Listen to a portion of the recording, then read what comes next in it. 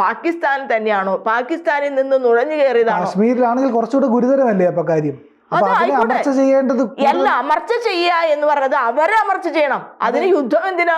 സാധാരണക്കാരായിട്ടുള്ള പാകിസ്ഥാനിൽ സാധാരണക്കാരായിട്ടുള്ള ലോഞ്ച് പാഡുകൾ, POKയിലുള്ള ലോഞ്ച് പാഡുകൾ ഉണ്ടല്ലോ, പാക് ഒക്കുപൈഡ് കാശ്മീരിലെ ലോഞ്ച് പാഡുകളാണ് നമ്മൾ നിങ്ങൾ പാലസ്തീനിൽ എന്തായിരുന്നു അവർ ചെയ്തത്? പാലസ്തീനില് ഹമാസിനെ അറ്റാക്ക് ചെയ്യാൻ എന്ന് പറഞ്ഞു തുടങ്ങിയ യുദ്ധം ഇന്ന് ആരെയാണ് അറ്റാക്ക് ചെയ്തുകൊണ്ടിരിക്കുന്നത്? സാധാരണ ജനങ്ങളെ അല്ലെ? ഹമാസ് എവിടെയുണ്ട്? ഹമാസ് ഇപ്പോഴും പണി ചെയ്തുകൊണ്ടിരിക്കുക.